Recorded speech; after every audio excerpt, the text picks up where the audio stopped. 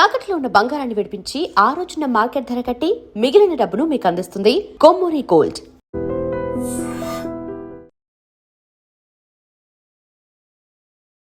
అందరికీ నమస్కారం. ఇందరు విజ్ఞుల మధ్య పండితుల మధ్య కూర్చుంటే నాకు కొంచెం భయంగా సందేహంగా అనిపిస్తోంది. ఒక కథ గుర్తుకొస్తోంది. 2500 సంవత్సరాల క్రితం సోక్రటీస్ బతుకున్న రోజుల్లో ఆయన శిష్యులతో సంవాదం చేసేవాడు. ఆయన ఉపన్యాసం ఇచ్చేవాడు కాదు, పాఠాలు చెప్పేవాడు కాదు, కేవలం చర్చల ద్వారా జ్ఞాన సముపార్జన కోసం ప్రయత్నం చేసేవాడు. ఓ 20 ఏళ్ల పాటు అలాగా ఆయన ఇతర శిష్యులు వాళ్ళ మాటలు విన్నటువంటి శిష్యుడు లేచి, అయ్యా 20 ఏళ్ల పాటు నేను చాలా జాగ్రత్తగా మీ అందరి చర్చలు మాటలు వింటూ ఉన్నాను, ఒక్కసారి కూడా నోరు తెరవలేదు. అలా నోరు తెరవకుండా ఉండటం మంచిదా చెడ్డదా అని అడిగట. అనితర సాధ్యమైన శైలిలో ఆ మహాతత్వవేత్త సమాధానం చెప్పాట. సార్వకాలీనమైన సమాధానం, సార్వజనీయమైన సమాధానం. If you are a wise man you are a fool. If you are a fool you are a wise man అన్నట్ట. కొంచెం టైం పట్టిందట అందరికీ అర్థం కావడం కోసం. నీవు విజ్ఞుడమైనట్లయితే, నీ పలుకుల వల్ల 10 మందికి ప్రయోజనం సిద్ధించే అవకాశం ఉన్నట్టయితే, నీ విజ్ఞతను నీలోని దాచుకునేందుకు నువ్వు ఒక మూర్ఖుడవి. నువ్వు స్వతహాగా మూర్ఖుడమైనట్లయితే, నీ మాటల వల్ల ఎవరికి ఏ ప్రయోజనం లేకపోయినట్టయితే, నీ మూర్ఖత్వాన్ని నీలో దాచుకున్నటువంటి విజ్ఞుడు నువ్వు అన్నట్టాను. ఇప్పుడు నా సమస్య ఏంటంటే మూర్ఖత్వాన్ని నాలో దాచుకోవాలి. అందుకని క్లుప్తంగా మరి మీరు అడగవచ్చు, ఎందుకు వచ్చావా అంత మూర్ఖత్వం అంటే అని చెప్పని. 3 కారణాలుగా వచ్చాను. మొట్టమొదటిది భాష. మన సమాజంలో, ఈ దేశంలో కావచ్చు, ప్రపంచంలో కావచ్చు, రకరకాల విభజనలు ఉన్నాయి. కులం, మతం, భాష, ప్రాంతం, పార్టీ, వర్గం, రకరకాలుగా. వీటిలో సహజమైన విభజన భాష. ఎందుకంటే మనిషికి మానవ సమాజానికి మధ్య బొడ్డుతాడు భాష. భాషను విస్మరించిన జాతికి భవిష్యత్తు ఉండదు. మన సాగర్ గారు వారి బృందం వచ్చినప్పుడు మాట్లాడుకుంటున్నాం. తెలుగు తెలియకపోవటం చాలా గొప్ప అనుకున్న మూర్ఖత్వం విరాజిల్లుతున్న సమాజంలో మనం ఉన్నాం. తెలుగు తెలియకపోతే ఆంగ్లం బాగా వస్తుందని భ్రమలో ఉన్నాం మనం. ఒక భాష మీద పట్టు లేకుండా మరో భాష రాదు. భాష కేవలం మాట్లాడడం కోసం కాదు, ప్రాస కోసం కాదు, అందం కోసం కాదు, అలంకారం కోసం కాదు, భావ ప్రకటన కోసం. అంతేకాదు, భాష మీద పట్టు లేకపోతే మేధస్సు మీద పట్టు లేదు. ప్రపంచంలో అపారమైన మేధస్సుండి సమాజాన్ని అశేషంగా ప్రభావితం చేసిన మహనీయులందరూ, శాస్త్రవేత్తలు కావచ్చు, తత్వవేత్తలు కావచ్చు, ఏ రంగంలో అయినా సరే భాష మీద పట్టు లేకుండా ప్రభావం చూపెట్టిన వాళ్ళకు కూడా లేరు. ఈ దేశంలో ఇన్ని భాషలున్న 22 భాషలున్న రాజ్యాంగంలో, కానీ ఏ భాష వాళ్ళకు కూడా తమ భాష పట్ల ఇంత చులకన ఉండదు తెలుగు వాళ్ళకు ఉన్నంత. ప్రభుత్వంలో కూడా ఎల్విని అడగండి, తెలుగులో రాస్తే చాలా నామోషి, తెలుగులో సంతకం పెడితే చాలా నామోషి. మన ప్రజలకి అర్థం కాని భాషలో, మనకి తెలియని భాషలో మనం వాగి వాళ్ళని చావగొట్టడం. ఈ మధ్య ఒక హైకోర్టు న్యాయమూర్తి తీర్పులో కొంత భాగాన్ని పత్రికల్లో వేశారు. బ్రహ్మానంద్ గారు 2-3 వాక్యాలు వేశారు. ఒక్క వాక్యం కూడా మెడమే తలకానాడికి అర్థం కాదు. ఆయన హైకోర్టు న్యాయమూర్తి, తెలియని భాషలో ఆయన తీర్పు. ఇంగ్లీష్ మీడియం అంటున్నాం. నా మటుకు నేను నిజాయితీగా చెప్తున్నాను కదా, 40 ఏళ్ళుగా నేను చదివింది, రాసింది, ఆలోచించింది అత్యధికంగా ఇంగ్లీష్లో, ఆలోచించేది ఇంగ్లీష్లో. అనుక్షణం నేను మాట్లాడుతున్నప్పుడు తెలుగు అనువదిస్తుంటాను, తెలుగులో కూడా రాస్తాను, కానీ అనువదించి రాస్తుంటాను. ఇంగ్లీష్ వద్దని నేను అంటలే, కానీ ఇంగ్లీష్ మీడియం అన్న పేరుతో ఇంగ్లీష్ తెలియని పిల్లలకి, ఇంగ్లీష్ తెలియని పంతులు ఇంగ్లీష్లో పాఠాలు చెప్పే ప్రయత్నం చేస్తున్నాడు. అటు ఇంగ్లీషు రాక, తెలుగు రాక, విషయం బోధపడక పనికిరానే వాళ్ళని తయారు చేస్తున్నాం సమాజంలో. ఈ నేపథ్యంలో ఇంగ్లీషు నేను ప్రేమిస్తున్నాను, ఇక్కడ ఉన్న వాళ్ళతో ప్రేమిస్తున్నాం. దాన్ని వద్దని ఎవరు అనరు వాళ్ళ సమాజంలో. కానీ పిల్లలకి ఏ భాషలో అర్థమవుతుందో, చుట్టూ ఉన్న సమాజంతో ఏ భాషలో సంపర్కం ఉందో ఆ భాషలో మనం పాఠాలు చెప్పకుండా తొలి కొద్ది సంవత్సరాల్లో ఆ పిల్లవాడి లేక ఆ పిల్ల మేధస్సు వికసిస్తుంది అనుకుంటే మన మూర్ఖత్వం తప్ప ఇంకేం లేదు. ఈవేళ మన దేశంలో ఉన్నంత పరమ దారుణంగా పాఠశాల విద్య ప్రపంచంలో అతి కొద్ది దేశాల్లో ఉంది. ఏ పెద్ద దేశంలోనూ ఇంత దారుణమైన విద్య లేదు. ఇది ఒక్కటే కారణం కాదు, కానీ భాష ఒక కీలకమైన కారణం. అర్థం కాని విషయాలు అర్థమవని భాషలో అర్థం కాకుండా చెప్పినట్టు నటించి, బట్టి పడితే కాపీ కొడితే చాలని పరిస్థితి కల్పించి బతుకుల్ని నాశనం చేస్తున్నాం, ఈ సమాజ భవిష్యత్తుని నాశనం చేస్తున్నాం. ఈ నేపథ్యంలో తెలుగు భాష మీద మమకారాన్ని పెంచాలి. అటు సాంకేతిక విజ్ఞానాన్ని, ఇటు ఆహ్లాదాన్ని భాషతో కలపాలి. ఆ ప్రయత్నాన్నే ఈవేళ సాగర్ గారు వారి బృందం చేస్తున్నారు. అందుకోసం నేను వచ్చాను మొట్టమొదటి. రెండోది సంస్కృతి. ఒక అసాధారణమైన సంస్కృతి మనది. ప్రతి సంస్కృతిలో, సాంప్రదాయంలో చాలా గొప్పతనం ఉంటుంది, కొంత మూర్ఖత్వం ఉంటుంది. సంప్రదాయం పేరుతో కులం ఉన్నది, కుల వ్యవస్థను కులం పేరుతో విచక్షణ ఉన్నది, దాన్ని తిరస్కరిద్దాం.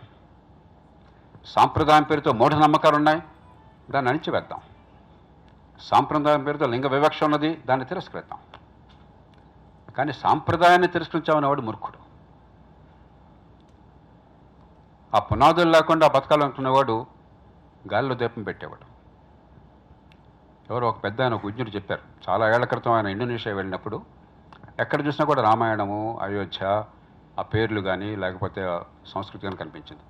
ఆయన ఆశ్చర్యంగా, మీది ఇస్లాం మతం కదా, ఈ గొడవ అంతా ఏంటని అడిగట. ఆయన చాలా గర్వంగా చెప్పాట, ఇండోనేషియన్ నాయకుడు, Islam is our religion, our faith. Ramayana is our culture. ఆ విషయం మర్చిపోయినా మనం ఈ దేశంలో. అదేదో నామేషన్ అన్నట్టుగా సంస్కృతి మూలాలను మర్చిపోతున్నాం. ప్రపంచానికి ఈవేళ సున్నాన్ని ఇచ్చింది అంటే, దశాంశ నిర్మాణం చేసింది అంటే ఈ జాతి. ఓ ఆర్యభట్టుడు, ఓ బ్రహ్మగుప్తుడు. వాళ్ళ నుంచి ఈ ఇండియన్ న్యూమరల్స్, భారతీయ ఈ అంకెలు, ఇక్కడి నుంచి ఓ భారతీయుడు ఒక బౌద్ధాన్ని స్వీకరించిన వాడు అబ్బాసిడ్ క్యాలిఫేట్లో అక్కడ ఉన్నత స్థానానికి వెళదామని చెప్పని అక్కడికి వెళుతూ ఈ గ్రంథాన్ని తీసుకెళ్ళాడు, బ్రహ్మగుప్తుడి గ్రంథాన్ని తీసుకెళ్ళాడు. అక్కడ దాన్ని అనువదించారు. క్వారిజ్మీ అని చెప్పిన ఒక పర్షియన్. అనువాదంలో చాలా పొడుగాటి శీర్షిక ఉన్నది పుస్తకానికి. దానిలో ఆల్ జబర్ అనే మధ్యలో ఉంటుంది. అంత పొడుగు పలకలేక ఆ పుస్తకాన్ని ఆల్ జబర్ అంటారు అరబిక్లోకి. యథాతథంగా బ్రహ్మగుప్తుడి పుస్తకాన్ని అనువదించాడు. అక్కడి నుంచి 12వ శతాబ్దంలో ఫ్యాబునిక్స్ ఇతరుల ద్వారా ఇటలీకి పోయింది. అక్కడి నుంచి డవిన్సీ అందుకున్నాడు, లియోనార్డో డవిన్సీ. అక్కడి నుంచి యూరోప్కి వెళ్ళింది. అది లేకపోతే ఆధునిక గణితం లేదు. ఆ ఆల్జబర్ అన్న పేరు నుంచి ఆల్జిబ్రా వచ్చింది. ఆల్జబర్ అన్న పేరు నుంచి ఆల్గారిథం వచ్చింది. మూలం ఈ సమాజం నుంచి, ఈ గడ్డ నుంచి వచ్చింది. మన సంస్కృతిలో పొరపాట్లను సవరిద్దాం, కానీ దానిలో ఔన్నత్యాన్ని గుర్తించకుండా మిడిమిడి జ్ఞానంతో, అజ్ఞానంతో, మూర్ఖత్వంతో ఉంటే మన మూలాలను కోల్పోతే నష్టపోయేది ఈ సమాజం, మన భవిష్యత్తు. కాబట్టి సంస్కృతిని గౌరవించాలి, దానిలో ఉన్న గొప్పతనాన్ని పెంచాలి, దానిలో ఉన్న మూర్ఖత్వాన్ని నిర్జించాలి. మూడోది, మరేమండి రామాయణం, మహాభారతం, ఈ సంస్కృతి అంతా దేవుడు, దైవత్వానికి సంబంధించిన. దేవుడికి సంస్కృతి సంబంధం ఉండాల్సిన అవసరం లేదు. నా మట్టుకు నేను సంశయవాదిని, అగ్నాస్టిక్. నాకు తెలియదు దేవుడు నాడు తెలియదు. చిన్ననాడు మా తల్లిదండ్రుల పాటు నేను కూడా పూజలు చేసేవాడిని. గణేష్ చవితి నాడు వినాయకుడి కథ చదివేవాడిని. ఎప్పుడో 13 ఏళ్ల వయసులో బెట్టిన డ్రెస్సులు చదవడం మొదలెట్టిన తర్వాత దేవుడికి నాకు పెద్దగా సంబంధం లేదని అనిపించింది. నేను ఎప్పుడు చెప్తుంటాను, నాకు దేవుడికి ఉన్న సంబంధం మ్యూచువల్ నాన్ ఇంటర్ఫియరెన్స్. దేవుడు నన్ను గురించి పట్టించుకోకపోతే నేను కూడా దేవుడిని గురించి పట్టించుకోను, ఆయన సంగతి ఆయన చూసుకునేవాడు. కానీ దేవుడు ఉండక్కర్లే. మన సాంప్రదాయంలో అతి గొప్ప వాక్యం నాకు నచ్చింది ఏమిటంటే ఋగ్వేదంలో ఏకం సత్ విప్రా బహుధా వదంతి. సత్యం ఒక్కటే.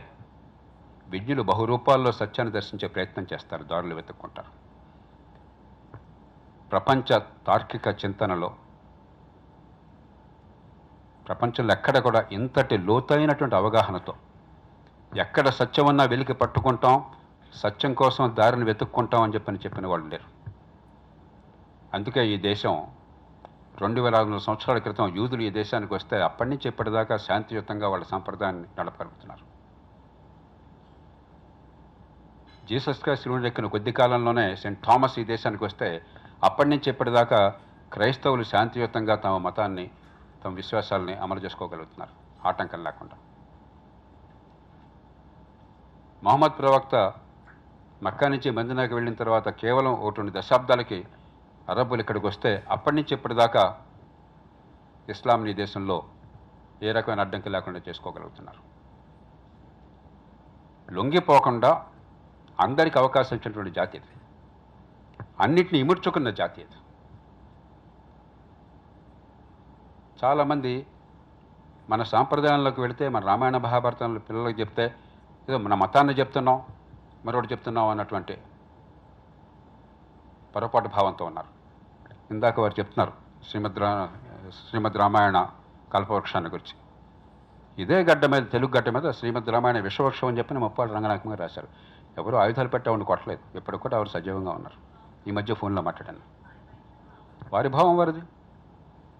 వారు అనుసరించేవారంటే అనుసరించడం అభ్యంతరం లేదు. ఎంత ధీమా కావాలి దానికి, ఆ భావానికి. ఎలాంటి భావాన్ని అయినా సరే, ఎలాంటి విమర్శను విమర్శించుకునేటువంటి అద్భుతమైనటువంటి ఒక దూరదృష్టి ఉన్న, అందరినీ సమ్మిళితం చేసేటువంటి శక్తి ఉన్నటువంటి సమాజం మనది.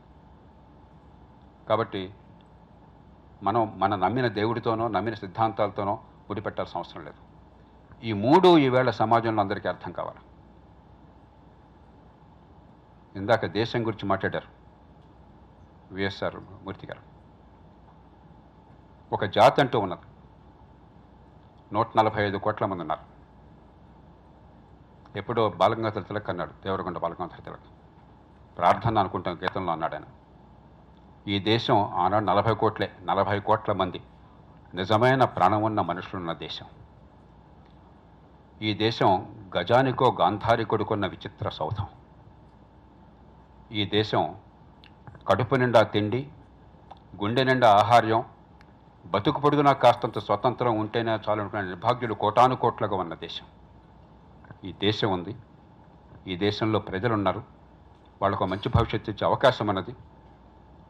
మానవ ఇతిహాసంలో తొలిసారిగా అందరి అవకాశాలని పెంచి పేదరికాన్ని తొలగించి వాళ్ళ శక్తి సామర్థ్యాన్ని వికసింపజేసి నివారించదగ్గ క్లేశాన్ని నిర్మూలించే అవకాశం ఈవేళ ఈ శతాబ్దంలో మనకున్నది.